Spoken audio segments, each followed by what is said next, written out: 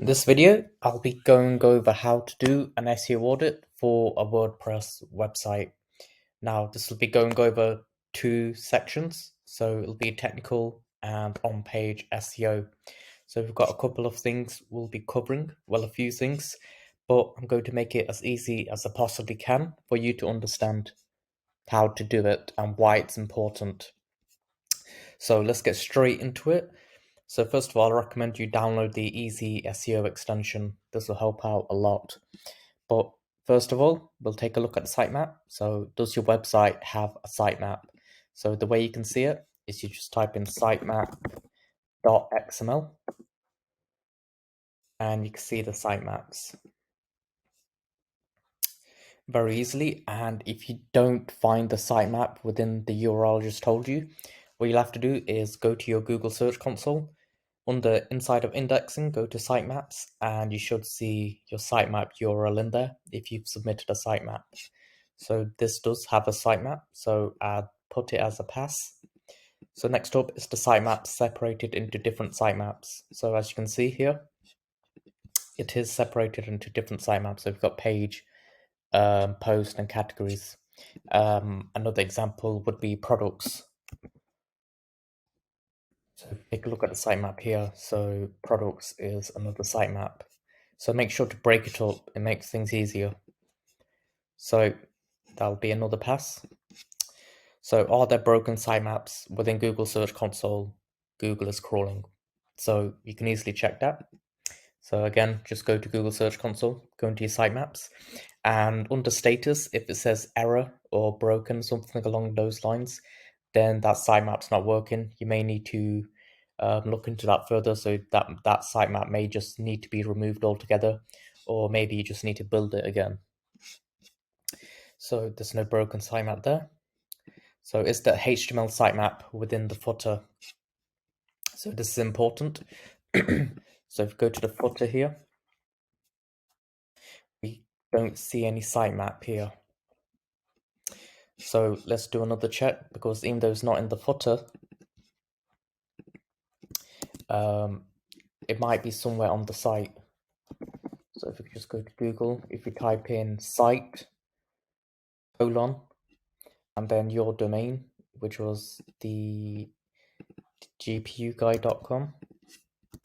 So just type in your domain and then sitemap.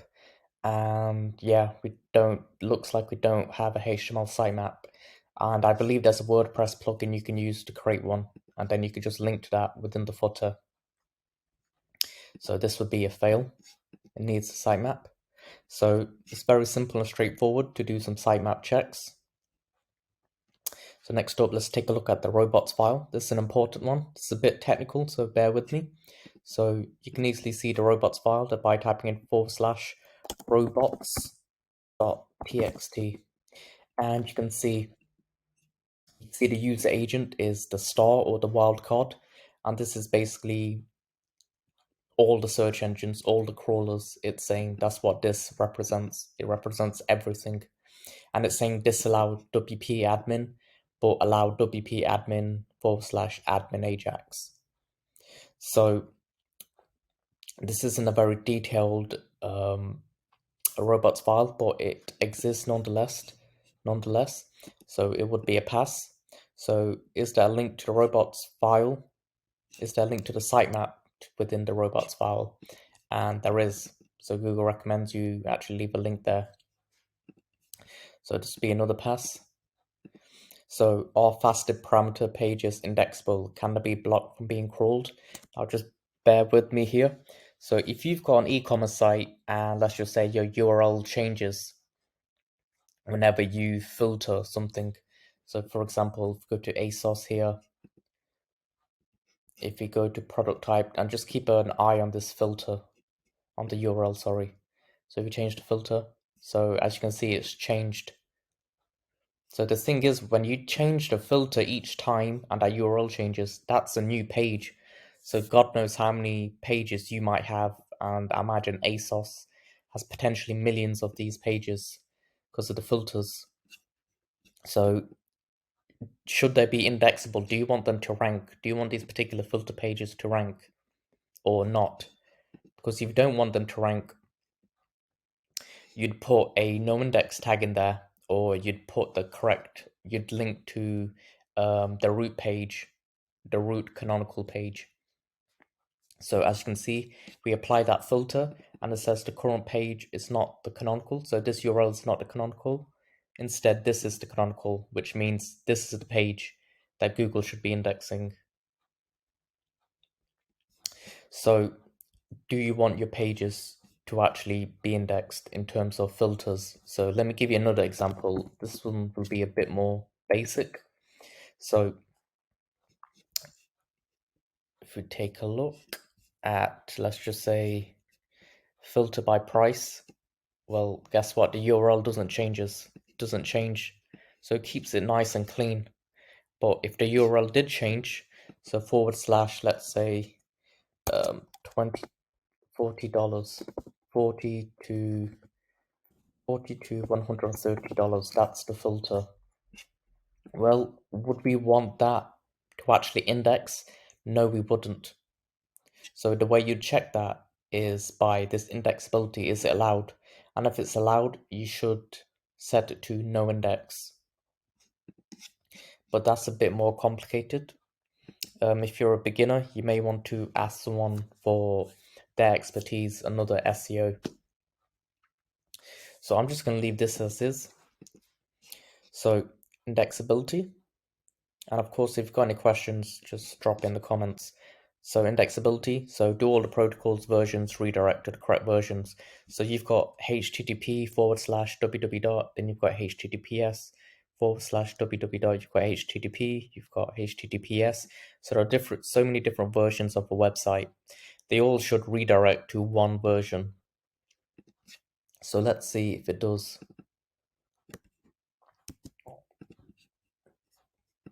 So you can use this tool and you just want your domain name. You don't want any www anything before that. You just want a root domain.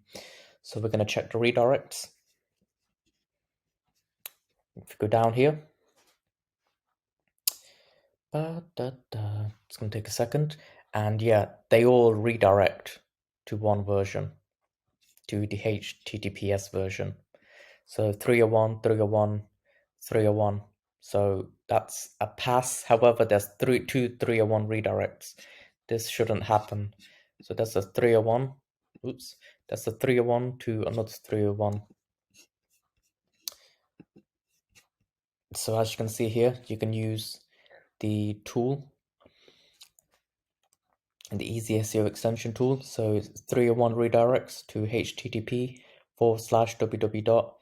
Then it redirects to https /www. And then it redirects to https /thegpuguide.com. So that's something you'd want to comment. Oops, it wasn't that one, it was this one. So it would be a pass technically, but you can leave under your comments that this version does 2 redirects. Okay, so are there any protocol versions indexed apart from the main one? So are there http /yourwebsite.com instead of www /yourwebsite.com being indexed in Google? And this is very easy to check. So you can just go to Google, type in site / then your domain. So you just want your domain. Oops, where's it gone?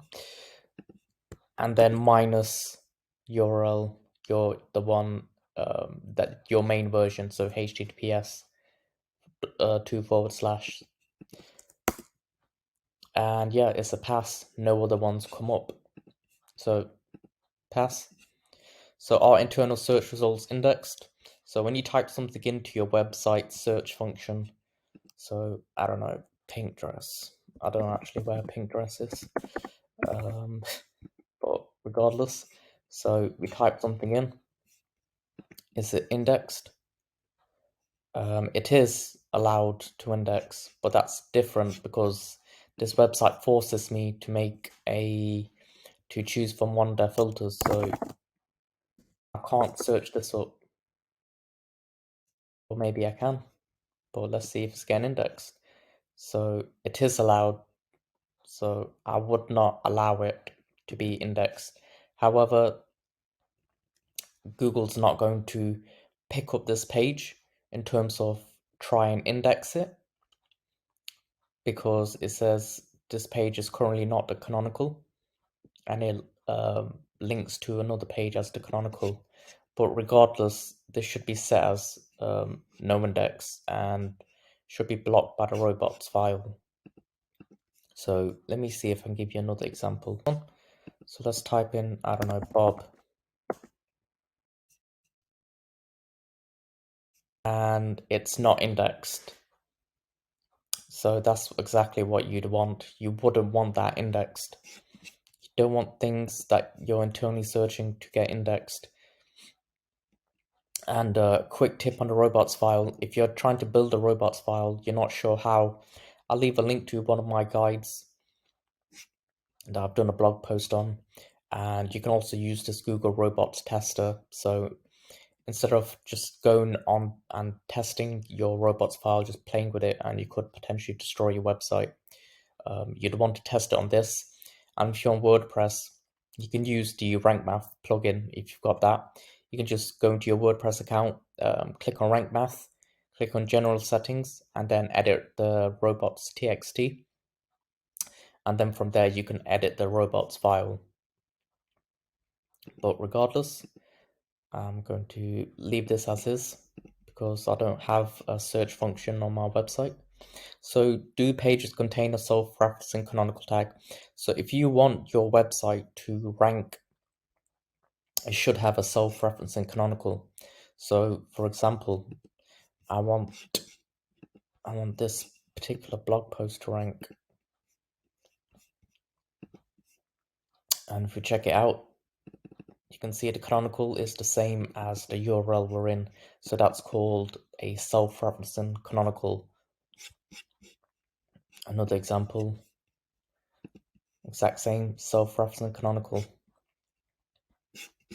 So that would be another pass. So you'd want to go ahead and check your most important pages, so category pages, product pages. If you're an e-commerce site, if you're a blog, then obviously check your blog posts. So that'd be another pass.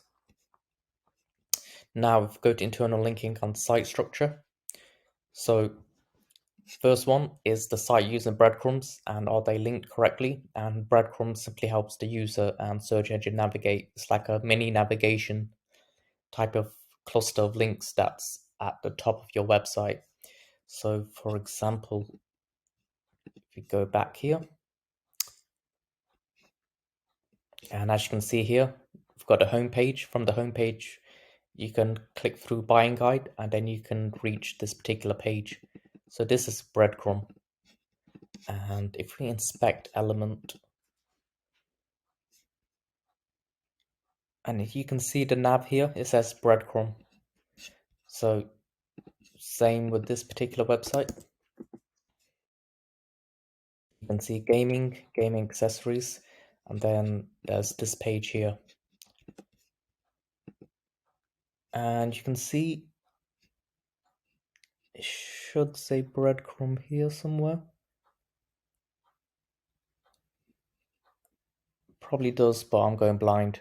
But either way, that's how you check if there's a breadcrumb. Just check above the fold, and there should be a cluster of links. So that's another pass. So next up are link to broken internal links. That's probably worded terribly, but regardless, you just want to check the broken links on your page. So for example, if you go here, go on links, and it's just going to check the broken links. This does take a moment here. By the time you're seeing this, there should be a loading bar function that comes up, and this will check the broken links if there is any. So this will take a second, but if I can show you a better example where it doesn't take as long to load, it's right here. So you can see your broken links within here, and you can see there's 4 broken links, and if there's any internal ones, you can go ahead and change those links out and update them. You can also export the broken links. So next up are paginated pages indexable. So paginated pages are basically the pages that go 1, 2, 3, 4, etc. So they should be indexable. So this one doesn't have any. And if we go to shop, this is a good example. So if you go to number 2, and it is indexable, and it is self-referencing as well. So yeah, it is indexable. Does it contain a self-referencing canonical tag? Yep, that page contained one. I understand I'm doing an SEO audit for 2 of these websites here, but I just wanted to give you more examples to give you a better understanding. Now, does the main navigation contain links to the most important pages? Now, many people miss this because they don't see as it should be part of an SEO audit, but I think it should, because it's going to help your pages rank a lot higher. So let's say the pages you want to rank, whether that's a commercial post, a commercial blog post, or maybe you've got a product category you want to rank, try and contain it somewhere within the navigation. So as you can see, I know these guys want L-shaped gaming desk to rank. So they put it under gaming, and boom, straight to the post. And I would also recommend adding it to the footer. So you could create a popular pages section, a link to, let's just say, 5 pages you really want to rank. So that's what you'd want to do. So this website doesn't do that. No. Nope. So I'd mark that as a fail. So does the trailing/redirect, so the website should redirect to the trailing/version or non-trailing/version. So for example, we can see if we can see a trailing slash here, and if we take that off, it redirects to the trailing/version. So there's only one version. So I'm not sure how this website does it. So yeah, this website I think does it the same. And you don't want to check it for the homepage, it doesn't really apply to that. But yeah, this website does the same. So I'm just trying to find you a bad example. This one. So ideally, it should redirect. So if we type in, so as you can see, there's no trailing slash. We type in trailing slash, it doesn't redirect. However, there is a canonical, so this isn't going to cause an error. So you can see the current URL is the / version, but it's telling Google that the non / version is the main page of the website. Ideally, it would do a redirect. So I'm going to say for that game website, let's just say that's part of our audit. Let's do it as a fail, or say not a critical problem because there's the correct canonical in place. So notes help a lot as well. So when you're coming back to your audit, you're trying to figure out, okay, why is this a fail? You want to give a little description that could help. So is there keyword cannibalization? So this is where keywords start to compete with each other. So what you'd want to do is check the site structure, look at the category pages, and use Google site search. So for example, if you take a look at this, it's very bare bones. So you can see it says gaming, gaming desks, gaming accessories. These aren't competing with each other.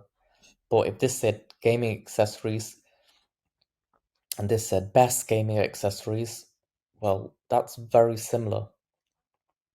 And that would probably cause keyword cannibalization. But since this is specific gaming desk accessories and this is a lot broader, gaming accessories wouldn't cannibalize. So that would be a pass. Same with this. These things aren't cannibalizing because they're very specific. So yeah, that's that one. Very simple and straightforward. And another thing you can do a site search. Go back on Google and type in site and then your website. Let's just say we want to see if there's another keyword cannibalizing this page, so graphics cards for Ryzen 9 7950X. So you type in the keyword, and as you can see, this is the only one. So best graphics card for the Ryzen 9 7950X.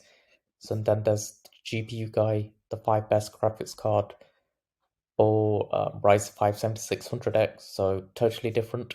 So this keyword isn't cannibalizing with anything. So that's how you do that. So when you type something random into the address bar, do you get a 404 page? So if you type in /, let's just say completely random, are you getting a 404 error? So there's nothing here. Even though it doesn't say 404 on the page, technically it's a 404 according to the tool. So it would still be a pass, but you could make the 404 page look better at least. So next up, if there are external site-wide links such as social media, are they no-follow? So you've got generic links like social media links. Let's just say we've got them up here. Oh, they look horrific, but regardless, are they no-follow or do-follow? So you can check that out pretty easily by going to links, highlight no-follow links, and it'll highlight the links. And just to make double sure, it says no-follow. So yeah, that would be a pass. So yeah, you can just easily use this, highlight no-follow. If it highlights it, it's no-follow. And if it doesn't, then it's follow. The reason why you'd want to make sure these generic links like social links are no-follow is because it's passing link juice if it's do-follow. So you'd want to save that link juice for your own website or to strategically link to other pages that you want to rank higher. So that'd be a pass. So the content one, this one's a lot more fun and easier. It's not as technical as the other stuff we've been doing. So the content one, so do pages have a logical heading structure?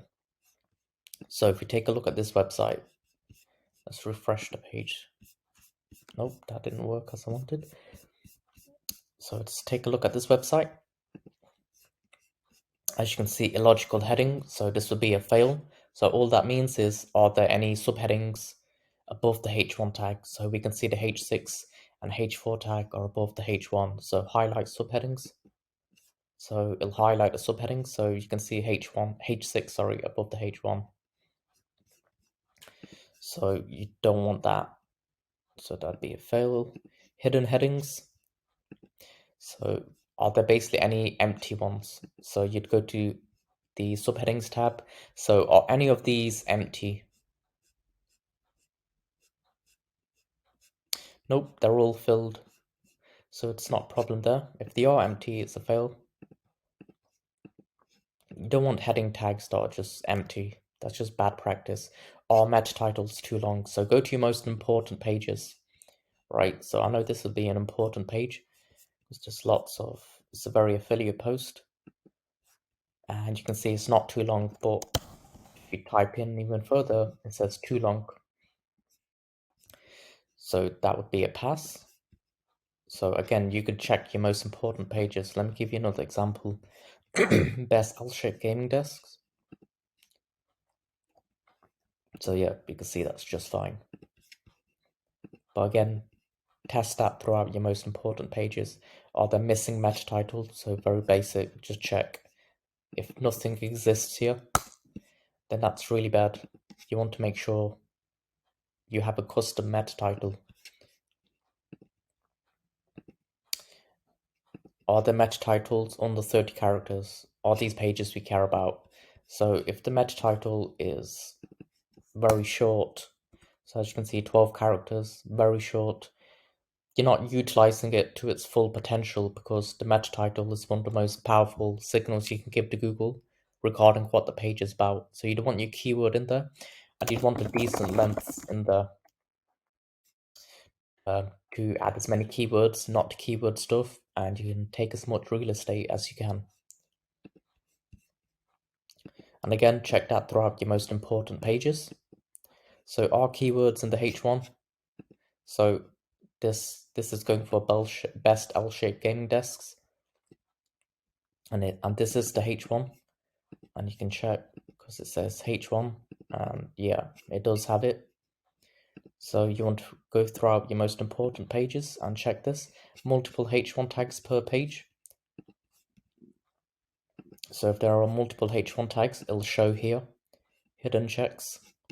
So for example, Exploding Kittens Kickstarter.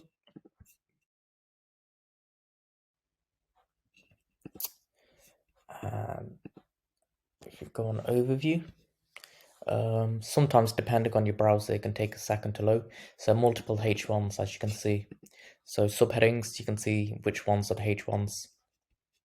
There should only be one H1 on a page because that's the title of a page. But regardless, that would be a pass. Are there pages missing H1s? Are these pages we care about? So this will show up in the hidden check. So if there isn't a H1 on the page, missing H1, it'll show. And if you go to headings, missing H1 tag. So it's going to let you know. So that would be a fail. Are the keywords within the body? So best L-shaped gaming desks. So you can just press Command F if you're on Mac. And it doesn't come up again. But the non-plural version does come up. So I'd put that as a pass because Google understands semantic search. This is actually a new feature we'll be making for the Easy SEO extension. And it's actually already made. I just need to put it in there, just style it up. But yeah, go throughout your most important pages. Make sure there's a keyword within the keyword is mentioned in the content within the first 100 words. Is the search intent right for commercial pages? It's very simple. So is your page, is it a navigational thing? So for example, if someone's searching for YouTube on Google, they're looking to get to YouTube. It's informational. So if they type in how to tie a tie, they're not looking to buy any ties. They're just looking to how to tie the current tie. Is the page commercial? So are they looking to buy? Are they expecting a category page? Are they expecting a product page? Are they expecting a blog post, etc.? You get the point. And one of the ways you can determine this is obviously use your brain, and then you can also just type in the keyword. So graphics card for Ryzen 9, and you can see what's going on. So as you can see, there's a bunch of blog posts ranking. So that's telling me create a blog post, and more specifically a listicle type of post. So you want to check this throughout your most important pages. So schema, this is essentially makeup for your website. So let's just say, I don't know, Goku figurine. And as you can see here, there's stars here. And the reason why is because there's review schema. There's the product price in here.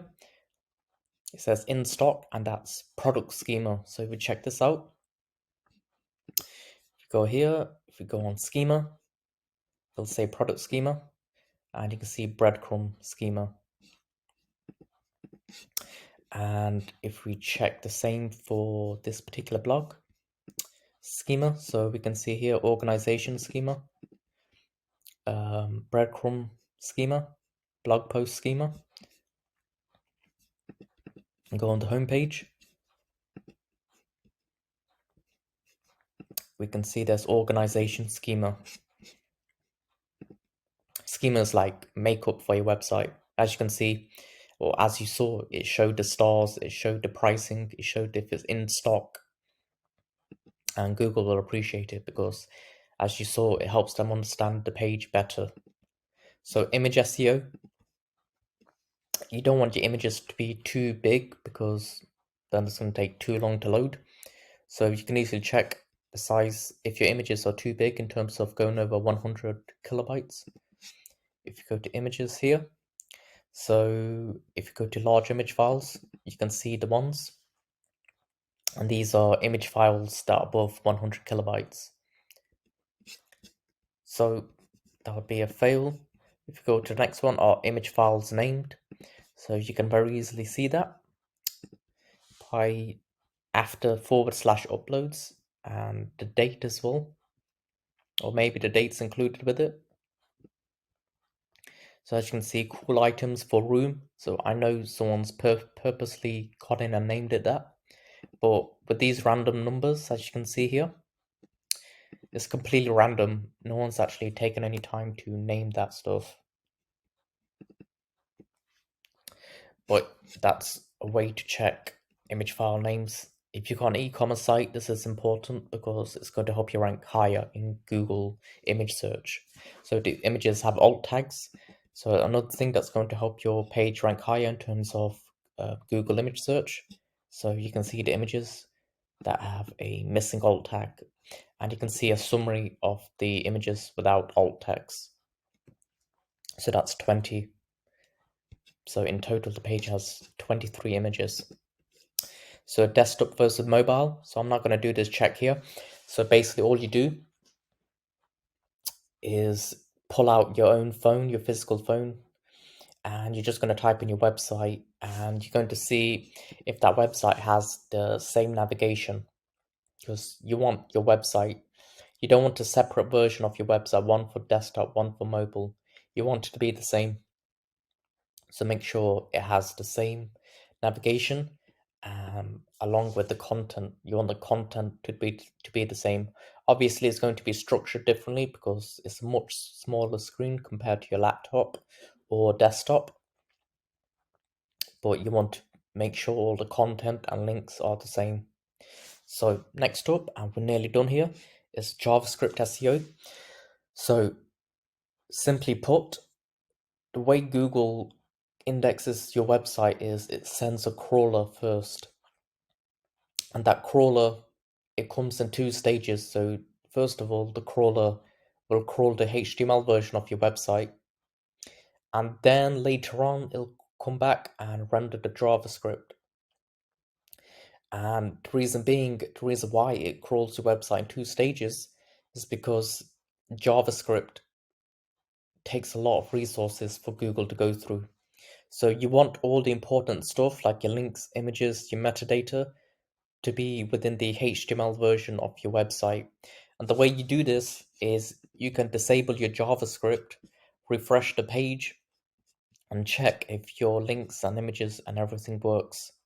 So currently that feature doesn't exist, but by the end of this month, there'll be a new tab. Just click on that new tab, and there'll be a button, disable JavaScript. Do that, and then check. But currently it doesn't exist, but very shortly it will exist, probably the time you're watching this video. So next up, page speed, and this is the last one. So let's type this website in. Going to analyze it, and you're going to check if the CSS is minified along with the JavaScript, because the way Google crawls your website, it doesn't see what we see, it just sees the code, and we want the code to be compressed essentially, so there's less to load. And this takes a little while to load, but I'll explain the other stuff. So image compression, you want your images to be compressed basically. You don't want massive file sizes. Lazy loading, so the image will only load as you scroll down. And modern image formats, you can actually check this with the with the I think I'm losing my voice with the extension. Just go to images without modern image format, and you can see the images that aren't in WebP, because WebP is what Google wants. So as you can see here, it says minify CSS and minify JavaScript. So that would be a pass. And you can literally just copy and paste minified CSS. Same with image compression, just copy and paste this little bit. And that's, I would still consider that a pass because it's only Amber. And lazy loading, so this is called defer off-screen images. So that's another pass. And last but not least, serve images in a next-gen format. And as you can see, that's a fail. But that's pretty much it. That's how you do an SEO audit. Okay, so one thing I forgot to mention is when you're in your WordPress dashboard, go to settings, go to reading, scroll all the way down, and you'll see in search engine visibility, it'll say discourage search engines from indexing this site. You want to make sure this is unchecked, because if it is checked, that means a no index tag will be applied throughout your site and possibly edit the robots tag. So just make sure this is unticked, and that's this check done. For your WordPress website. This was pretty in-depth. We can get even more in-depth, but the video is nearly 40 minutes long, so I'm going to leave as is. And I'd highly recommend you download the Easy SEO extension. And yeah, that's pretty much it. Hope you enjoyed.